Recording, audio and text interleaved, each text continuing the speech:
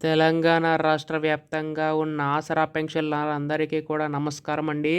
మనకి ఈ యొక్క ఆసరా పెన్షన్, చేయూత పెన్షన్ పెంచి అందించడానికి సిద్ధమైనట్లుగా తెలుస్తుందండి రాష్ట్ర ప్రభుత్వం అయితే.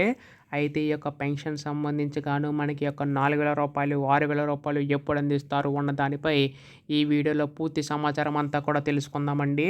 సో, ప్రస్తుతం పెన్షన్‌దారులందరూ కూడా ఈ వీడియోనైతే పూర్తిగా చివరి వరకు అయితే చూడండి. అప్పుడే మీకు పూర్తి సమాచారం అంతా కూడా తెలుస్తది.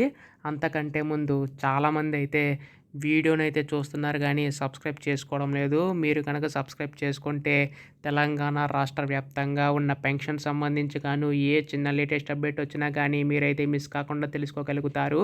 అందుకోసం వెంటనే ఛానల్‌ని అయితే సబ్స్క్రైబ్ చేసుకోండి. అలాగే వీడియోకి అయితే లైక్ చేయండి. సో, మీరు లైక్ చేయడం వల్ల మరికొంతమందికి సమాచారం అయితే అందుతుంది. ఇంకా ఆలస్యం చేయకుండా వీడియోలోకి అయితే వెళ్ళిపోదాం. సో, ప్రస్తుతం తెలంగాణ రాష్ట్ర ప్రభుత్వం అనేక హామీలనేవి అయితే ఇచ్చింది ఎన్నికల టైంలో అయితే.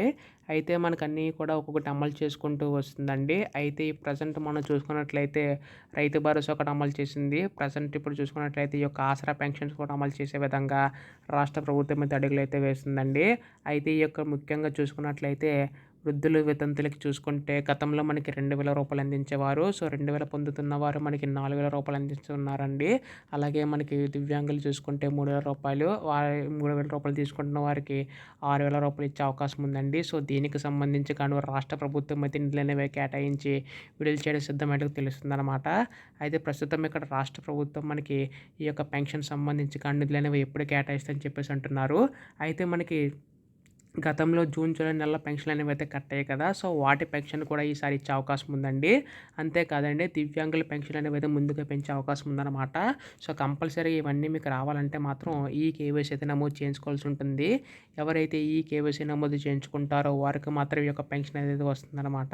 సో, దీనికి సంబంధించి గాను రాష్ట్ర ప్రభుత్వం త్వరలో నిర్ణయం తీసుకొని మనకి రేపు ఎల్లుండిలోగా అధికారంలోకి ప్రకటించే అవకాశం ఉందండి. సో, ఇటువంటి లేటెస్ట్ అప్డేట్స్ అన్నీ కూడా మిస్ కాకుండా ఏ అప్డేట్ వచ్చినా మీరు తెలుసుకోవాలనుకుంటే మాత్రం ఛానల్ అయితే సబ్స్క్రైబ్ చేసుకోండి. ధన్యవాదములు. జై హింద్.